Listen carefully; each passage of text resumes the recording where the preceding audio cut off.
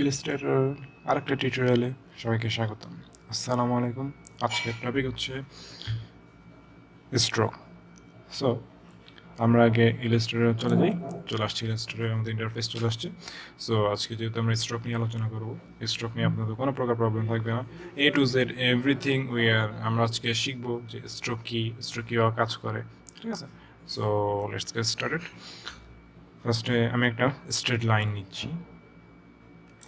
ওকে, এখন আমরা যদি একটু ভালো করে খেয়াল করি, স্ট্রেট লাইনের দেখেন মাঝখানে যে মেইন পাথটা, এই পাথটা স্ট্রোকের একটু আগে শেষ হয়েছে, ঠিক আছে? এটা রিজন হচ্ছে আমার এটা সিলেক্ট করা। এখন আমি যদি এটা সিলেক্ট করি, দেখেন একদম পাথ যেখানে শেষ, স্ট্রোকটাও সেখানে শেষ। এখন যদি আমি এই লাইনটা রাউন্ড করতে চাই, এটাকে অ্যাকচুয়ালি এই যে আমি যে স্ট্রোকের আগে শেষ হচ্ছে, একদম স্ট্রোকে শেষ হচ্ছে, মানে পাতে একদম সাথে শেষ হচ্ছে, এগুলো হচ্ছে ক্যাপ বলে।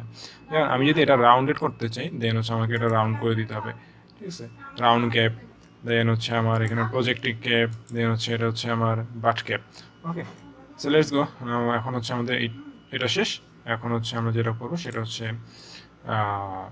কয়েকটা শেপ নিয়ে অন্য স্ট্রোকগুলো আমরা দেখবো। তাহলে আমরা একটা শেপ নিলাম, নর্মাল স্ট্রোকে গেলে নর্মাল লাগা দরকার। সো আমরা একটা শেপ নিলাম সিম্পলি। আচ্ছা, এখন যদি আমরা শেপটা চেক করি, তাহলে দেখা যাচ্ছে স্ট্রোকের বাইরে উপরে সেমভাবে সে স্ট্রোক দেওয়া আছে। তার মানে হচ্ছে উপরে 50, নিচে 50, দ্যাটস মিন মাঝখানে অ্যালাইনমেন্ট আছে, স্ট্রোক একদম মাঝে আছে। ওকে, সো এখন যদি আমরা এটাকে সিলেক্ট করে দেন দেখি স্ট্রোকটা, এই স্ট্রোকটা হচ্ছে মিটার জয়েন, ঠিক আছে? মিটার জয়েনে দেওয়া আছে একদম মাঝামাঝি।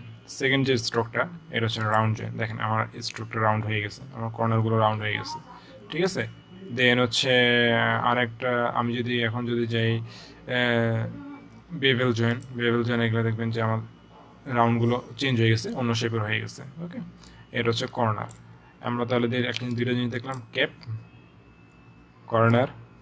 এখন আমরা যেটা দেখবো স্ট্রোকের, সেটা হচ্ছে যে অ্যালাইন স্ট্রোক, ঠিক আছে? স্ট্রোকটা অ্যালাইন কীভাবে করবে। ওকে, সো আমি একটা শেপ নিই। এখন অ্যাকচুয়ালি এই শেপটাকে আমি নর্মালি স্ট্রোক দিয়ে রাখি, নর্মাল স্ট্রোক। ওকে, এখন হচ্ছে আমরা অ্যালাইন স্ট্রোকগুলো দেখবো। অ্যালাইন স্ট্রোকের কাজ কি? অ্যালাইন স্ট্রোকের কাজ হচ্ছে ওকে, সো আমরা যদি শুরু করি অ্যালাইন স্ট্রোক, দেখেন অ্যালাইন স্ট্রোক মানে হচ্ছে এই স্ট্রোকটা একদম মাঝামাঝি পর্যায়ে থাকবে, মানে ভিতরে বাইরে। আপনি যদি এখন স্ট্রোকটা বাড়ান, দেখেন আমি যদি একটু বাড়াই দিই স্ট্রোক, দেখবেন মাঝখানে খেয়াল করবেন আমার পাথটা মাঝখানেই থাকবে, স্ট্রোক বাইরের দিক দিয়ে বাড়বে, ভিতরের দিক দিয়ে বাড়বে 20, দেখেন বাইরেও বাড়ছে ভিতরেও বাড়ছে। দ্যাট মিনস আমার কিন্তু সেমই আছে। আমি যদি সেম আর একটা অবজেক্ট নেই ভি, আমি যদি সেম আর একটা অবজেক্ট নিই, ওকে, এই অবজেক্টটা সেম সাইজের আমি আরেকটা অবজেক্ট নিলাম।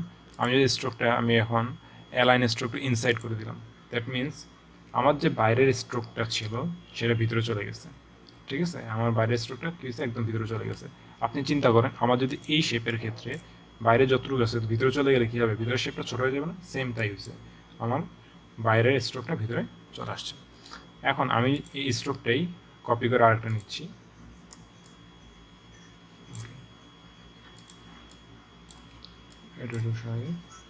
এখন আমি স্ট্রোকটাই কপি করে নিচ্ছি, দেন এটা সিলেক্ট করলাম। আমি এখন এটার জন্য একটা স্ট্রোক দেখবো, সেটা হচ্ছে যে আউটসাইড।